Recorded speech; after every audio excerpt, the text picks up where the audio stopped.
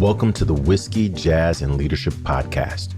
Subscribe now so you don't miss a drop of straight talk you can't get anywhere else. We discuss the whiskeys to drink, music to listen to, and what it really takes to be an effective leader. I'm your host, Galen Bingham, the leadership strategist. Tonight's guest, author, founder, and CEO of Beyond EI, Michele Nevarez. Hey, what you drink? I love the evolution. I love the journey that you're on. The fact that you are not sitting back admiring the hardware. You're actually putting it to work. You're trying to find out how much further you can take this. This really kind of brings me to the other part of this conversation, because I knew we were going to be talking about emotional intelligence. I knew that was going to come up, and I was prepared to talk about your book, because you've got so many things going. You've got a new book. You've got a new company that you're leading. You're doing so much amazing work, and it's all sitting on the foundation of all of these incredible coaches who you've already trained and inspired to do this kind of work. So I was prepared for that. I wasn't prepared for you to come with such a storied jazz palette. I mean, a lot of people will quote liking John Coltrane, but you're like, no, I like Charlie Parker, right? The guy who inspired John Coltrane. And, Nina Simone. Talk a little bit about this whole jazz piece. And in particular, I'm looking for people to help me articulate this connection that I keep trying to draw, trying to express between jazz and leadership. What is that connection to you, and how can you help me explain this crazy name for a podcast? Yeah, I love it. First of all, what a fantastic pairing you have, and unique and super fun, pretty unparalleled in my opinion.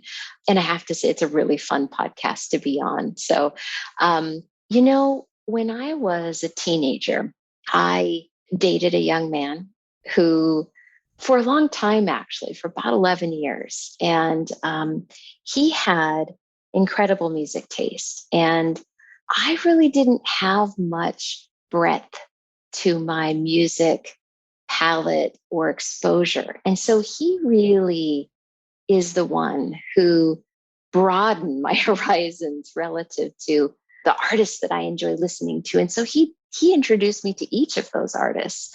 I remember I grew up in Montana, and in Montana, it turns out like just to drive to the store is like an hour there and back.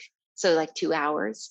And so we used to listen to the music in the car, and he had over the years, he had a Subaru, and then one time he had a Volare with like a T-top. And so we, with an 8-track, it even had an 8-track. So we used to listen to the music, and I loved Charlie Parker, and it just got my spirits up, and I don't know, it just puts you in a different state of mind.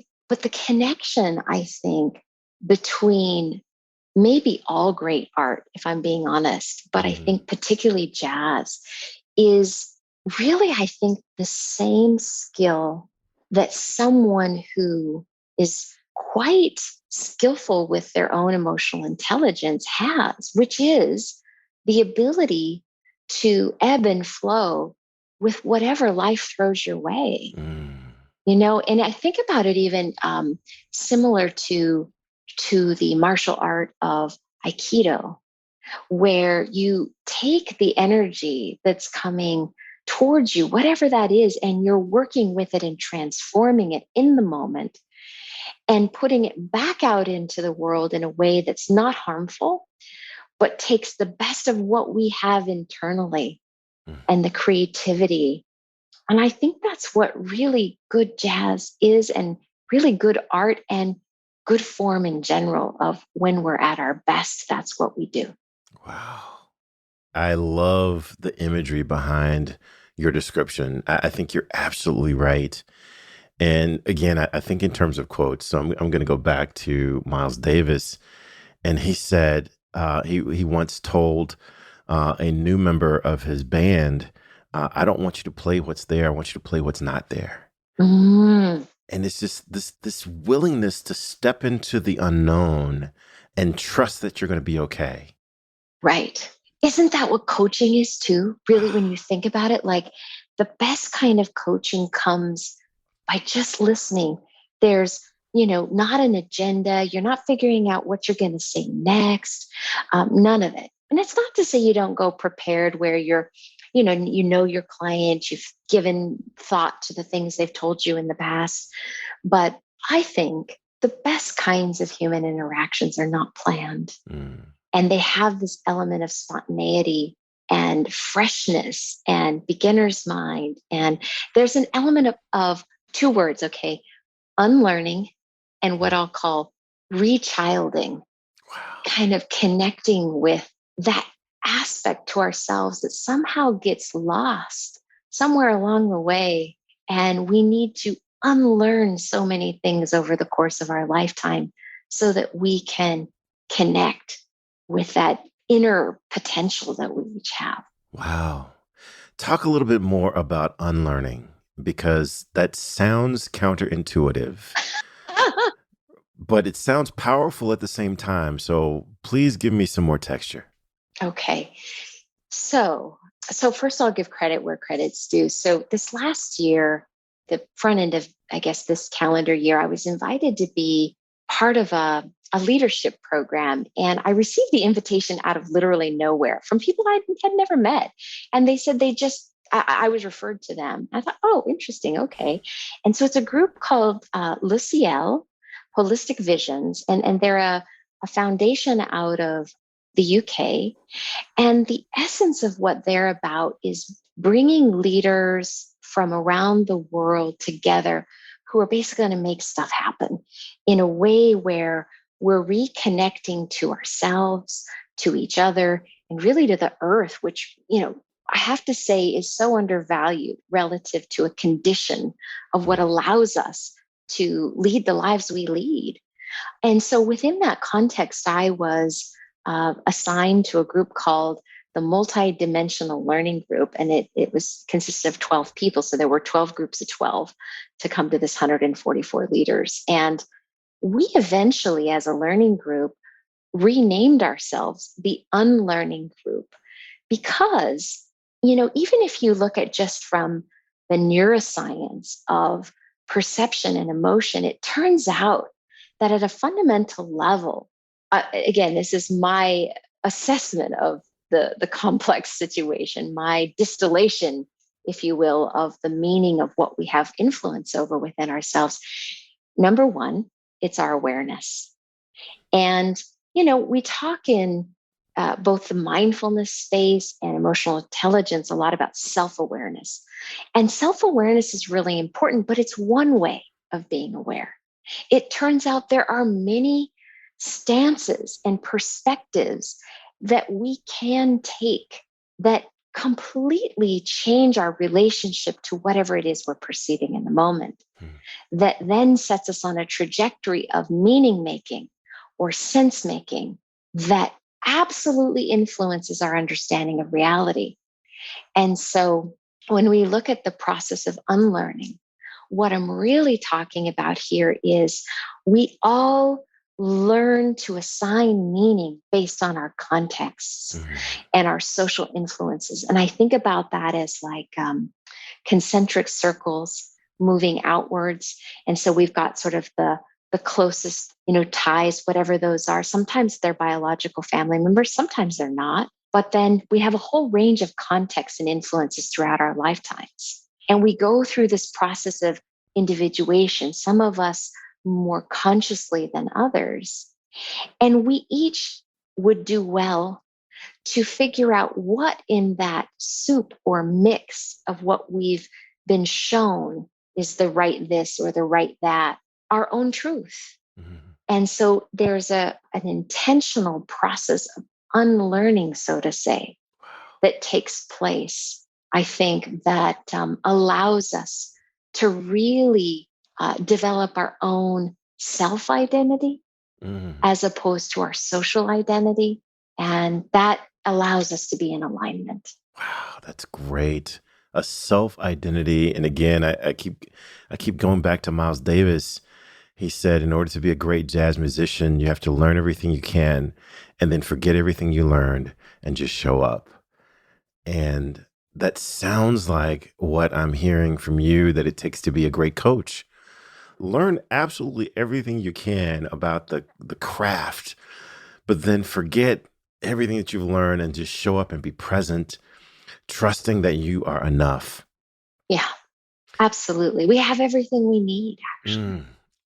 So that sounds kind of scary at times, right? I mean, it's scary to think that I can show up, high priced executive has hired me and paid a lot of money for me to come in and help him get better at what he's trying to do, what she's trying to accomplish. And I'm supposed to prepare. I've done my due diligence, but then show up without an agenda.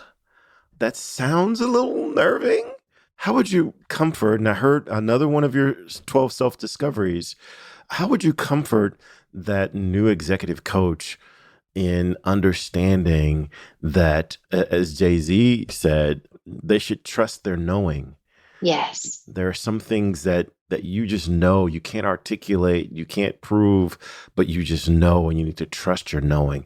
How would you make that coach feel comfortable that they are enough? Yeah, I think this is somehow linked to what I think of as our intrinsic motivators Mm. and the intrinsic wisdom that I believe we each, every single one of us as beings, sentient beings have. And that is the capacity for awareness itself, the capacity to perceive, to be awake, to be aware, to be cognizant, to know. We often take that for granted because it's just a feature of our existence. It's so close, we don't see that as our superpower, Mhm. but it is. And so, you know, when we aren't occupied with becoming this or that, or somehow improving upon ourselves, but actually turning inwards to the wisdom we already have and connecting with that, what that does is it allows us a greater strength and confidence to connect again and again with what we have intrinsically available to us. And it means that we aren't dependent or waiting for that moment or that person or that thing that's extrinsic to us to come and make our lives better, Mm. but it allows us to connect. Honestly, I think any religion might articulate it differently, but with what either God gave us or our Buddha nature or internal wisdom, however you want to articulate it, it's getting into the divine. Mm. Oh my gosh. If you're listening to this, you see why so many people consider this lady, this giant in this space, to be one of their foundational teachers, especially in emotional intelligence, because this is why this is so important, because it starts with self-awareness, but it is all in pursuit of being in this state of knowing. And I really enjoy that. Now, one of the things that I talked about in a conversation with Michelle Chavis is that just because you're passionate about baking doesn't mean that you should open a bakery, right? There's a big difference between being passionate about something, actually being good at that something, and then actually constructing a business around it. You've done both. What are some things that you've learned about standing up a company, running a company? It can't be as easy as the brochure described. Ha! Oh, goodness. You know, when I used to sit in the seat of the head of HR for various companies, I was pretty critical of CEOs, I have to say. And now I am one. And I got to say, I've backpedaled a little bit to say, I really didn't know. And so I didn't know what I didn't know. But here's the thing. We started our business from truly nothing, meaning we had no startup capital. I just had to make this happen based on creativity and willingness to get a thing done. And what I realized in that process is that it is so much easier to stand on the sidelines looking in and pronounce certain things or see certain things than it is to be the leader leading the company. Because what I found is that, yeah, you got to do all the operational things super well. But oh, by the way, what you really need to tend to are the human relationships and the deepest developments and elements of psyche of every single team member that you have, as well as client, most of the time. And so I can't say I did that well. I made a lot of mistakes and they were really painful, actually, because I care so much about the relationships. But even when we make mistakes, I think the most noble thing we can do is raise our hand and say, yeah, I totally screwed up there. And I'm going to do it differently. And thank you for enlightening me or being courageous enough to tell me I really handled that super badly so that I don't have to repeat that again. And I had a lot of really dear friends along the way who were willing to tell me when I wasn't doing the right thing or showing up in the way that I would want to show up. And I thank them for that internally and externally. And then you pick yourself up again and you say, I'm going to go get it again. Mm. And I'm going to do it better. And I'm going to walk my talk. Because if we can't embody this work, I don't even know why we're doing it, Yeah. And so I see it as a moment to moment proposition to be won or lost. And man, you have to be humble. You Oh, have to be so willing to just be gracious and to fail gracefully and pick yourself up and do better next time. I mean, that is so true. And I'll tell you, I learned that the hard way because very similar to your story. I was an executive, Fortune 500 company, all the things that every business school student says that they want. I had and was, impressive business card and all of that stuff. And so I moved into my entrepreneurial space with a good degree of arrogance, thinking, "Oh, of course I can go do this other thing, right?" And boy, I tell you, there's something that changes when it's your money, when it's your name, when everyone's looking at you. Boy, I tell you, if you don't have a good handle on who you are and what you're put here to do, that job, that CEO job becomes really, really challenging, regardless of how big the numbers are on the P&L statement. Yeah, so true. So true, Galen. And I think, you know, a good CEO and a good leader, a good human being have the quality of genuinely wanting to get better and help others. And, one of my big passion areas and one of the big reasons I do what I do is because I want to help transform leaders and the businesses they lead into being what I call agents of world benefit, Mm. meaning that what we do is first and foremost about humanity and about what's good for people and what's good for this planet. And I genuinely believe that if we could shift all business to that purpose, it would be such an incredible and meaningful shift that would be plentiful beyond belief. In other words, I think we think that if we were to change the current business model that's focused on, kind of shareholder value and, these things that are destroying the planet, that somehow we're all going to miss out and not have the ability to make money or have enough. It's kind of a scarcity mindset. Scarcity mindset. Yes. I just don't believe that at all. I think wherever there are challenges, that's like a great big invitation to say, come get this. This is yours. Come get it and let's do it differently. So, And I tell you, I agree with you. I haven't thought about it in this succinct of a definition as what you've just shared. But when you have a scarcity mindset, the terms, the ideas, the concepts such as collaboration really become almost manipulative, as opposed to when you have an abundance mindset, when you think that there's enough for everyone, then why wouldn't I collaborate with Michelle? Because instead of the concept, and I'm going to borrow from my conversation with Wyman Winbush, instead of Michelle stealing from my share of the pie, Michelle's going to help me grow the size of the pie for everybody.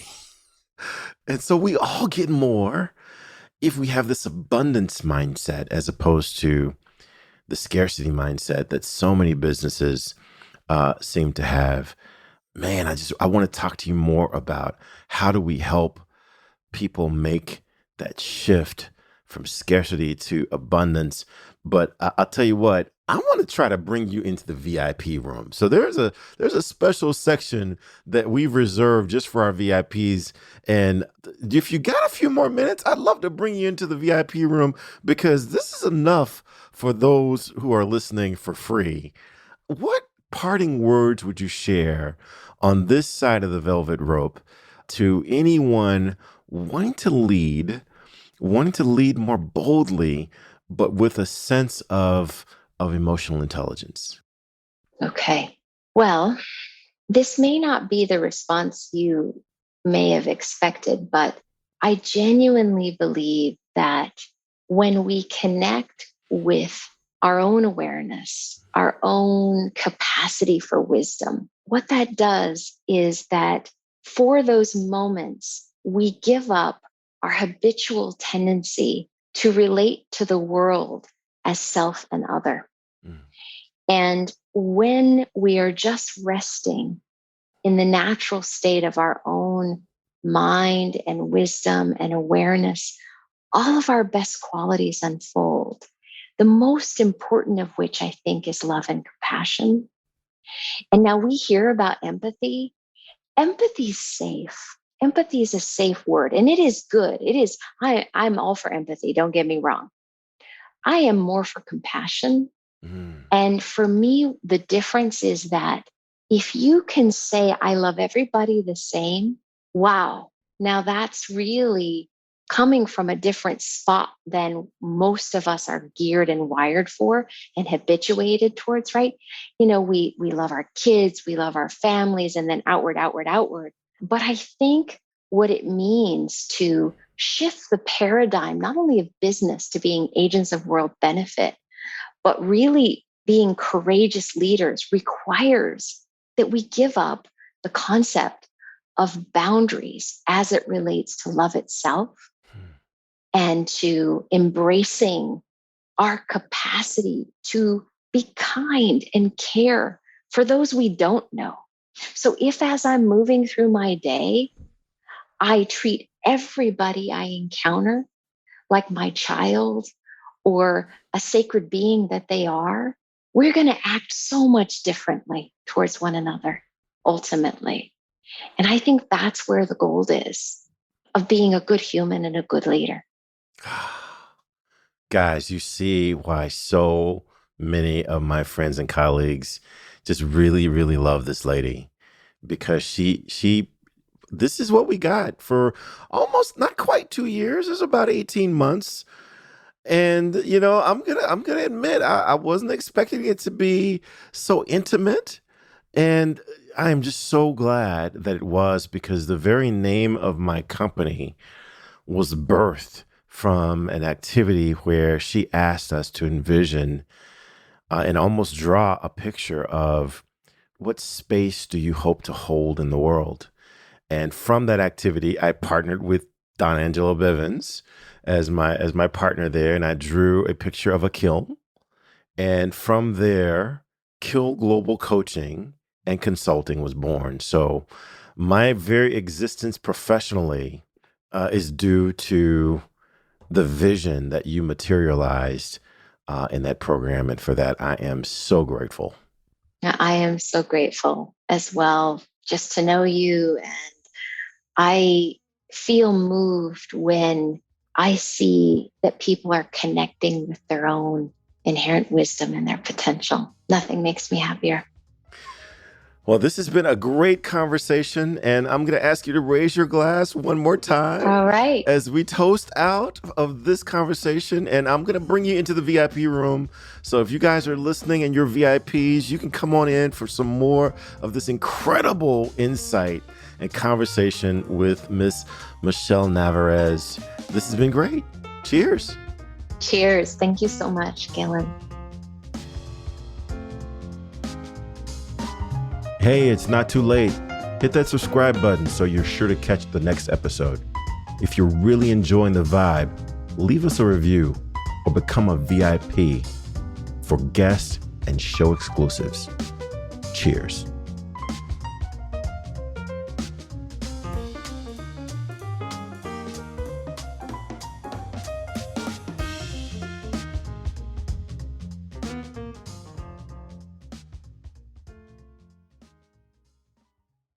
This podcast is a part of the C-Suite Radio Network. For more top business podcasts, visit c-suiteradio.com.